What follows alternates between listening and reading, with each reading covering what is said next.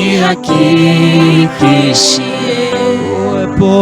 uwepo wako pamoja nami, nihakikishie katika safari yangu nawe, nihakikishie Bwana, nihakikishie kwamba njia zangu zote ni sawa, nihakikishie wokovu wako moyoni mwangu, niende nawe,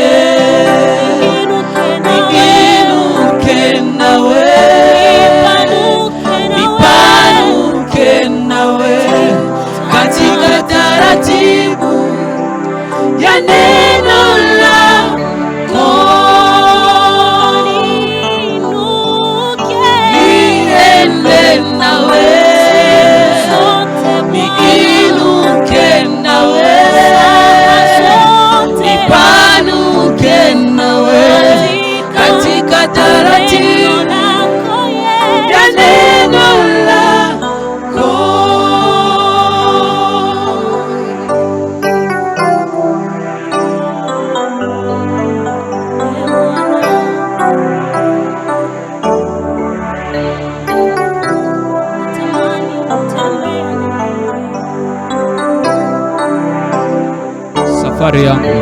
Safari yangu bila wewe ni kama kutembea macho ikifungwa.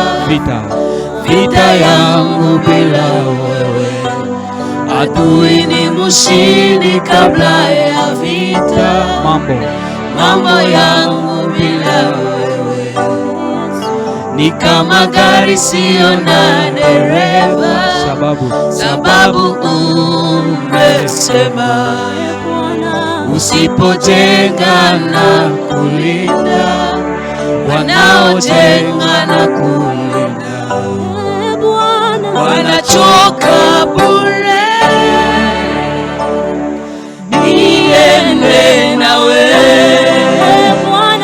niinuke nawe, nipanuke nawe katika taratibu ya neno lako, niende nawe,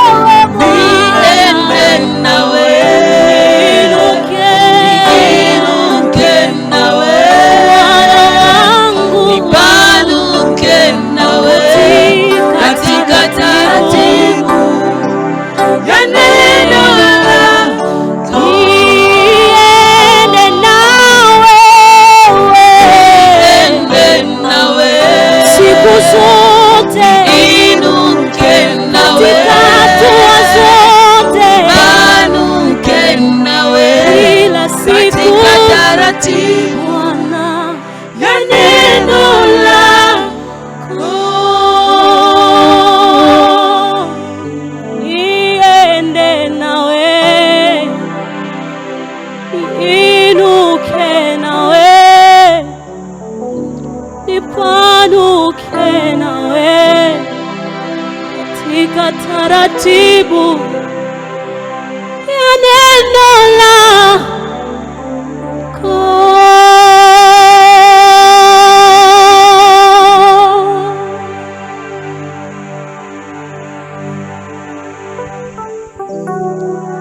C'est dans ce moment que nous allons continuer à élever et à célébrer le Seigneur. Là où tu es, tu vas encore prendre 2 à 3 minutes pour que à ce 4e jour encore le Seigneur te rencontre, à ce 4e jour encore que le Seigneur te visite, à ce 4e jour encore que le Seigneur te parle. Alors dispose ton cœur, nous allons prendre 2 à 3 minutes pour prier, pour nous sanctifier, parce que Dieu est là et son sang est là, parce que Dieu est là et son sang va te sanctifier encore aujourd'hui. Prie le Seigneur, prions tous ensemble. Éternel Dieu Tout-Puissant, nous sommes devant ta face. Éternel Dieu Tout-Puissant, nous sommes devant ta présence aujourd'hui, au Roi des Rois.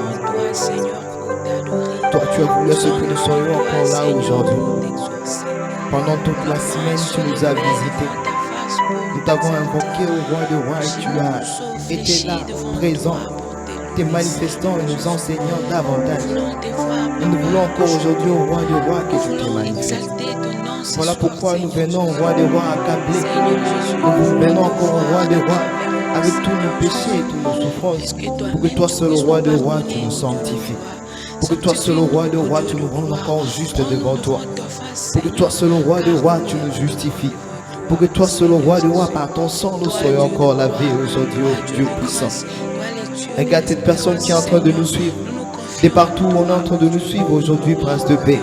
Laisse que toi seul tu visites tes enfants. Et qu'aujourd'hui nous soyons encore juste devant ta face. Et qu'aujourd'hui encore, roi des rois, tout ce que nous ferons soit pour ta gloire. Parce que tu es le Dieu fidèle. Au nom puissant de Jésus. Alléluia. Acclamons le Seigneur. Amen, amen, amen. On est sanctifié par le sang de Jésus. Amen.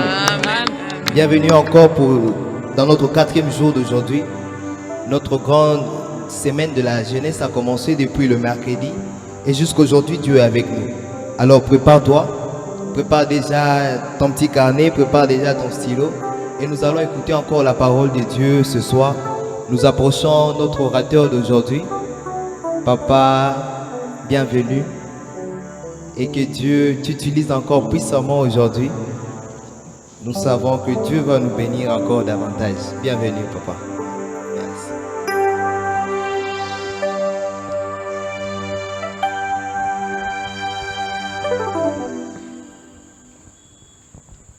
Amen, amen. Nous allons prier le Seigneur. Dieu Tout-Puissant, nous te bénissons pour ce moment où ta gloire veut se manifester dans ta parole. Bénis le frère, bénis la sœur qui veut écouter ta voix, qui veut suivre tes orientations ce soir. Sois élevé et pour la gloire de ton nom, nous disons Amen.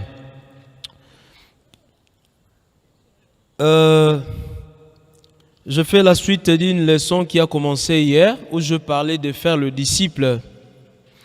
Pour rappel, je parlais de 4 exigences. 4 exigences pour connaître, avant de commencer la mission, marcher à contre-courant. Ne pas suivre l'opinion, ce que les gens font qui est contraire à ce que le maître t'a destiné. Il faut faire ce que le Seigneur t'a demandé de faire. 2e élément, c'est aller au lieu de rendez-vous. Le Seigneur a précisé aux disciples d'aller le rencontrer en Galilée parce qu'il les a précédés. Le 3e élément, c'est adopter une attitude du culte. Pendant qu'ils sont partis à la rencontre du Seigneur, ils se sont mis à genoux parce qu'ils ont rencontré le Seigneur. Le 4e élément, c'est que le Seigneur se rend présent par sa parole afin d'accompagner ses amis. Alors, j'ai également parlé de 4 tout. L'adjectif indéfini comme tout d'orientation dans le ministère, dans la mission, c'est que le Seigneur, en disant tout pouvoir, il a remis ce même pouvoir à ses disciples. Et il a parlé de toutes les nations. Ça, c'est selon Matthieu 28, 16 à 20. Toutes les nations, c'est que nous ne quittons pas seulement nos nations. Nous n'allons pas seulement dans toutes les nations, mais aussi nous quittons dans toutes les nations, c'est que les disciples sont partout. 4e tout, 3e tout, c'est, il a dit, vous allez leur commander à garder tout ce que je vous ai prescrit. C'est qu'on doit avoir tout donné. Et aussi finir la mission qu'on a, avant de quitter la terre, on doit tout transmettre. Par conséquent, il faut avoir le temps d'apprendre auprès du Seigneur pour donner ce que le Seigneur t'a donné. 4e tout, ce qu'il a dit, je serai avec vous tous les jours jusqu'à la fin de temps.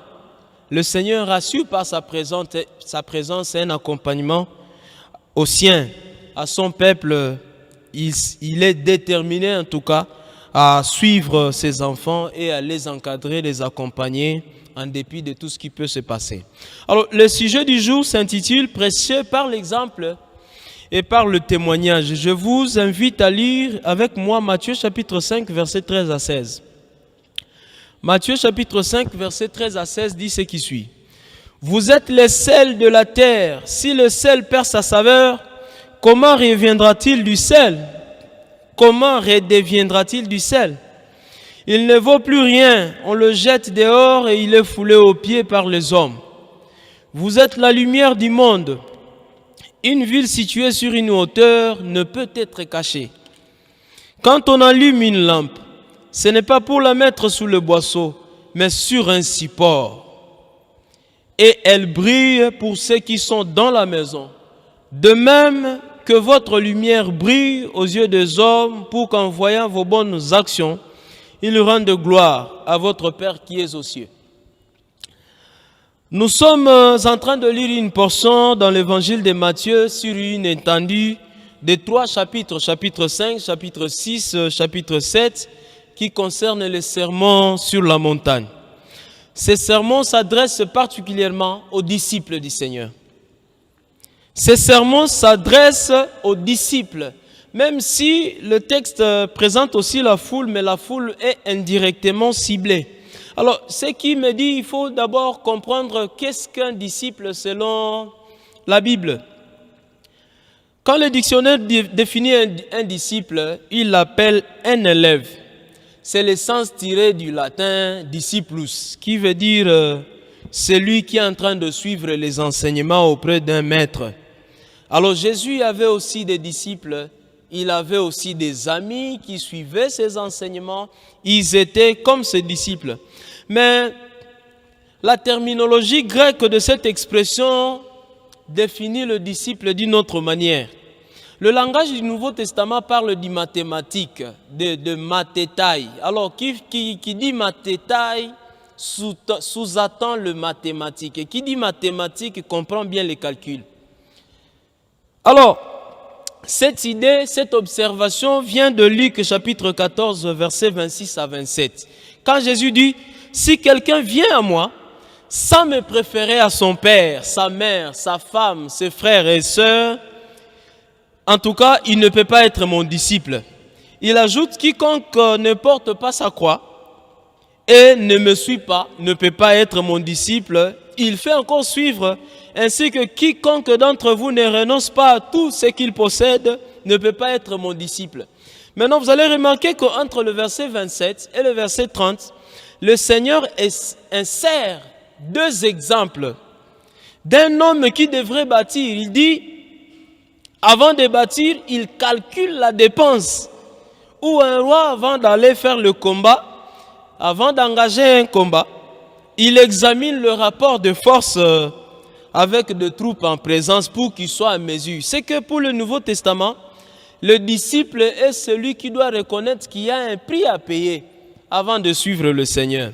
C'est qu'on ne peut pas s'imaginer devenir un disciple. Il faut d'abord raisonner, de mesurer avant d'aller à la suite du Seigneur. Lui-même, il a été exemple. Il a été un homme de souffrance. Il a renoncé à lui-même. La Bible le dit dans Philippiens chapitre 2, versets 6 à 8. Existant sous forme de Dieu, existant en forme de Dieu, il n'a pas regardé ça comme une proie arrachée. Être égal à Dieu, mais il s'est dépouillé lui-même. C'était un monsieur de sacrifice, c'était quelqu'un qui savait s'abandonner, qui savait se dépouiller à un simple homme. Il a été humilié, il s'est humilié. Jésus appelle le disciple à ce niveau-là. Avant de nous appeler à renoncer, lui-même a été l'exemple type. Il a été à mesure de renoncer à sa gloire. Ce qu'il dit exactement, quand il s'adresse au disciple, quand il appelle le disciple, il demande à ce que ce soit quelqu'un qui est prêt à tout, pourvu qu'il soit en mesure de satisfaire à son maître. Et cette idée sous-tend immédiatement la notion de la souffrance. Quand il dit « Vous serez mes témoins » en Actes chapitre 1, verset 8, ce n'est pas à dire qu'il nous demande d'aller raconter, mais il vient en train de dire « Vous allez participer dans la souffrance ».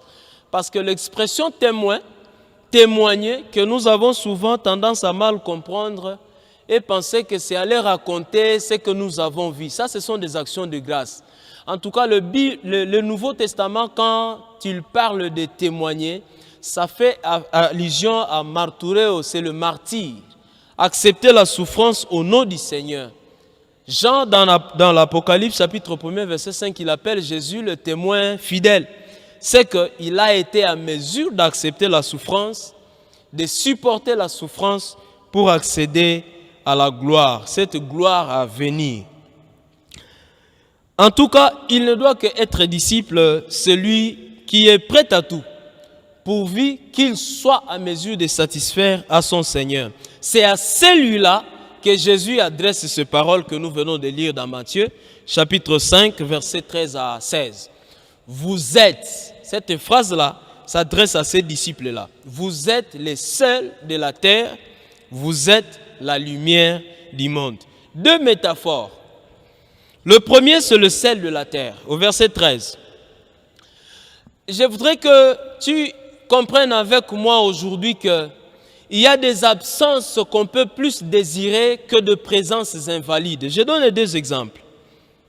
Si vous lisez Jean, chapitre 11, verset 21, Marthe dit à Jésus, « Si tu avais été ici, en tout cas, mon frère ne serait pas mort. » Autrement dit, il y avait des gens qui entouraient Marthe, qui entouraient Marie pendant le deuil de leur frère, mais une absence a été trop significative par rapport à d'autres présences là-bas.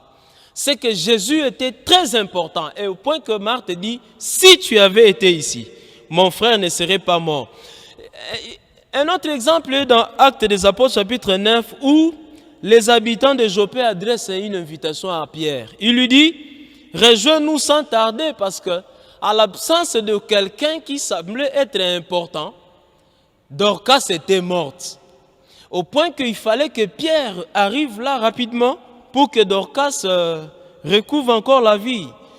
Voilà pourquoi j'ai dit, il y a des absences qui sont plus importantes et significatives que de présences qui sont invalides. C'est à ce niveau-là que quand le Seigneur dit « vous êtes les seuls », c'est qu'il s'adresse aux ses disciples qui vivent dans un monde où le mal a dominé. L'identité chrétienne n'a plus de valeur. Le degré de l'hypocrisie, en tout cas toutes les couches sociales, semblent se comporter au rythme du monde. Les sociétés, les entreprises, le monde a manqué de modèles à suivre. C'est à ce niveau-là que le Seigneur est en train d'appeler les disciples à faire sentir qu'ici, il nous faut du sel.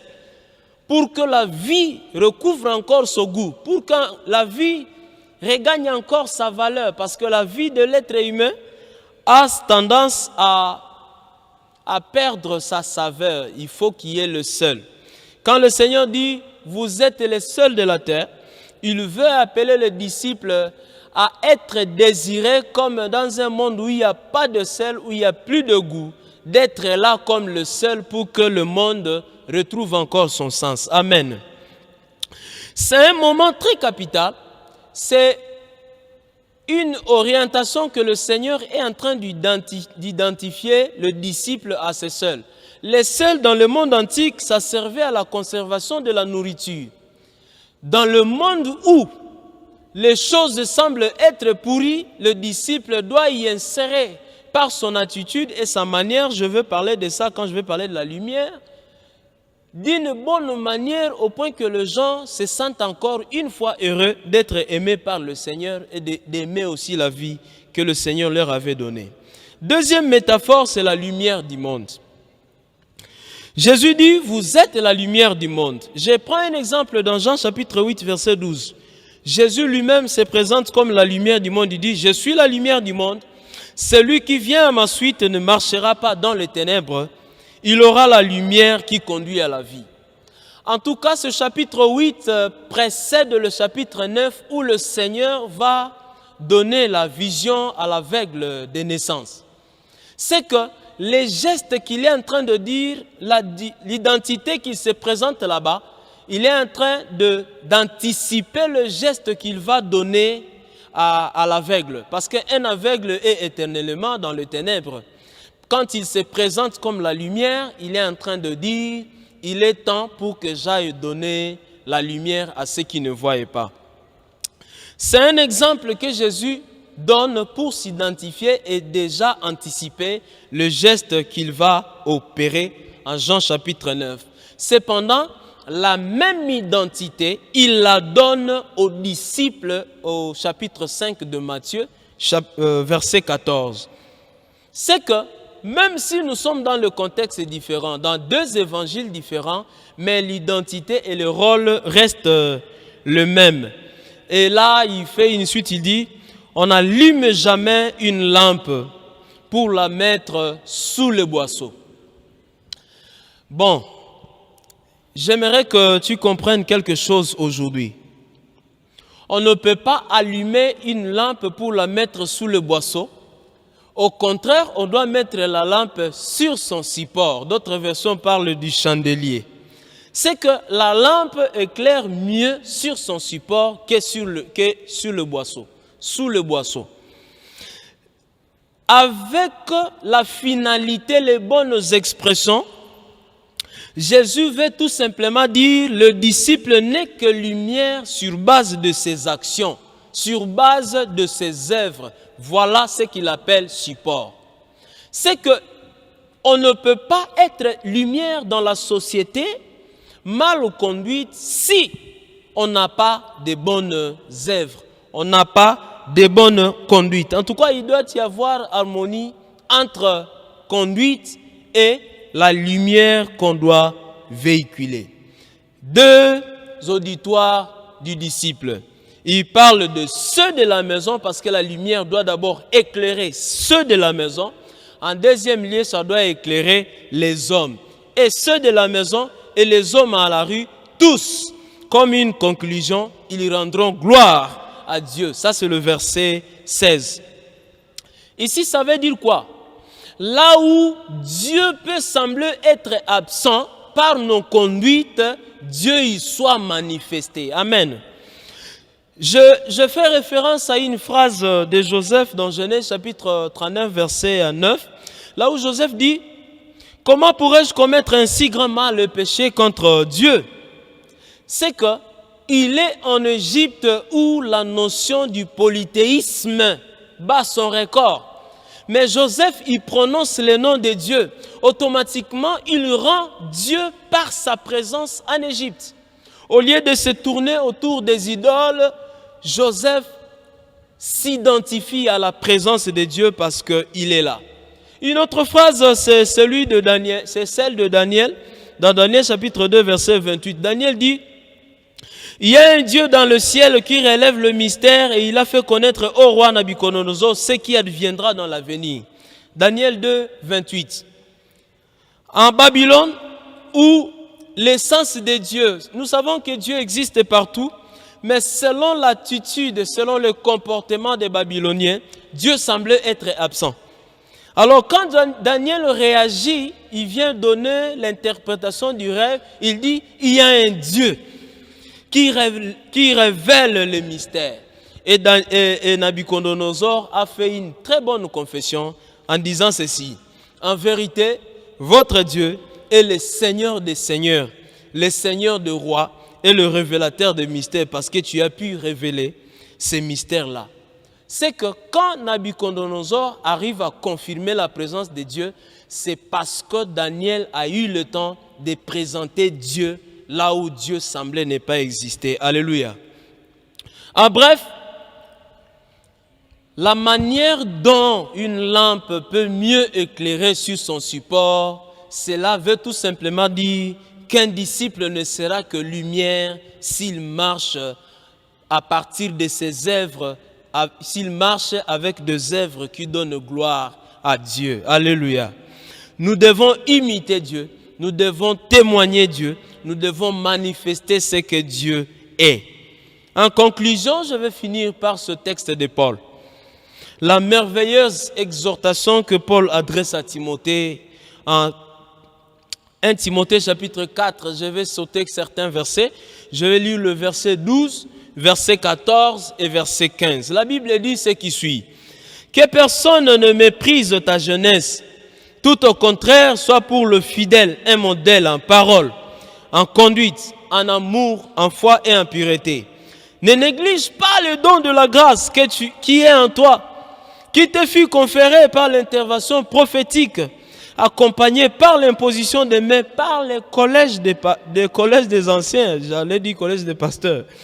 Veillez sur toi-même en agissant et tu sauveras. Je m'excuse, je reprends ce verset. Veillez sur toi-même et sur ton enseignement. Mais-y de la persévérance.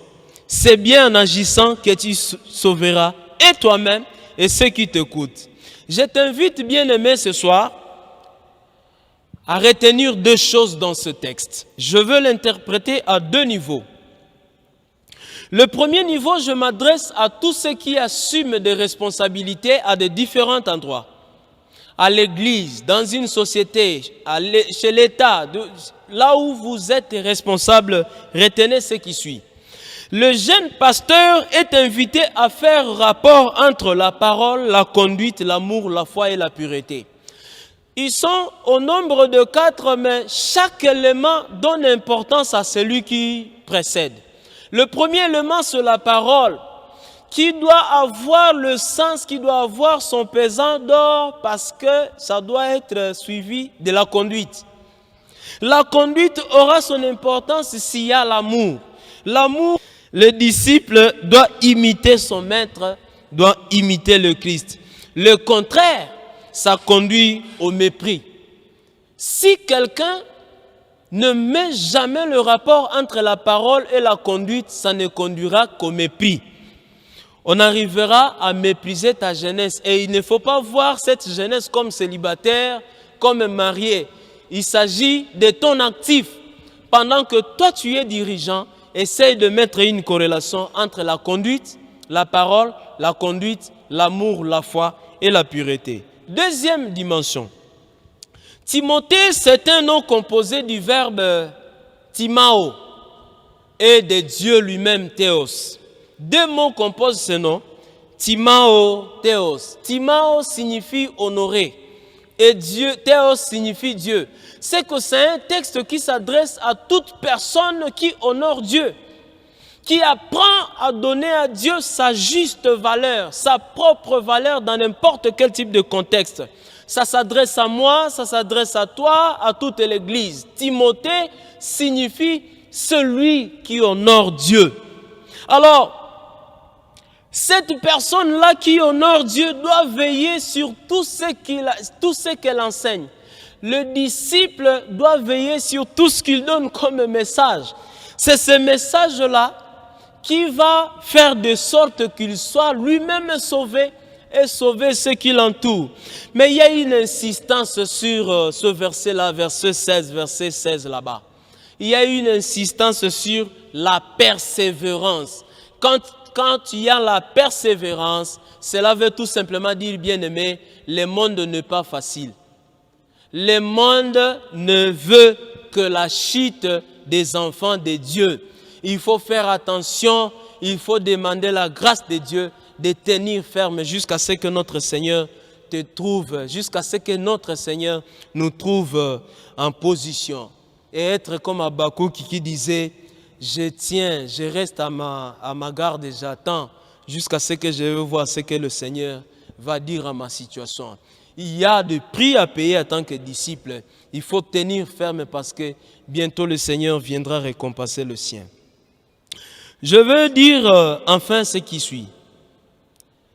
Prêcher par l'exemple et par le témoignage veut tout simplement dire accepter les martyrs pourvu qu'on maintienne sa relation avec son Seigneur, pourvu qu'on garde à ne pas franchir la ligne rouge qui va conduire à la perdition.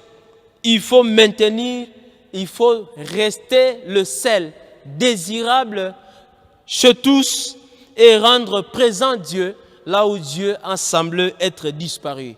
Là où on ne cite plus le nom de Dieu, nous sommes appelés à y imposer le nom de Dieu qui doit y rester dans sa gloire et que le monde entier confesse Dieu dans sa grandeur.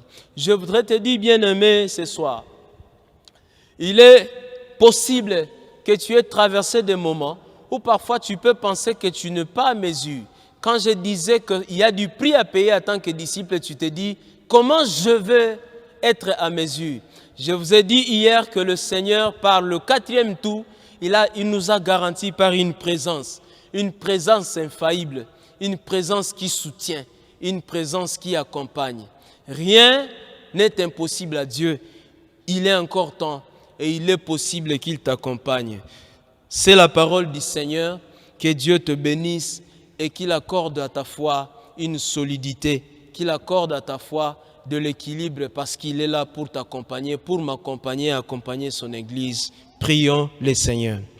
Dieu notre Père, nous te bénissons parce que tu nous appelles aujourd'hui à être le seul de la terre et la lumière du monde. Parce que le monde a semblé perdu. La valeur, la saveur, le goût de vie a disparu parce que les gens se sont mêlés dans l'ambiance du monde et ils ont oublié ce que tu as été pour eux. Ton sang que tu as versé sur la croix n'a pas été inutile. Ça aura toujours de sens et ça va créer encore d'autres innovations dans la vie de tes enfants. Merci pour cette parole qui nous est destinée aujourd'hui. Merci pour cette parole qui nous appelle à nous tenir fermes jusqu'à ce que tu reviennes et reprendre ton Église. Sois béni. Bénis mon téléspectateur, bénis ma téléspectatrice et toute personne qui aura écouté cette parole se sent encore une fois interpellée et appelée à rejoindre ton cas parce que tu as étalé tes mains, tu dis « Venez à moi, vous tous qui êtes fatigués, et moi je vous donnerai du repos. » Nous sommes prêts à venir rester auprès de toi. Nous sommes prêts à accepter le martyre pourvu que nous restons cachés dans notre Seigneur, pourvu que nous restons fidèles à notre Maître. Sois béni, sois élevé à jamais et que ton seul nom soit manifesté sur toute la terre. Au nom de Jésus-Christ, nous t'avons ainsi prié. Amen.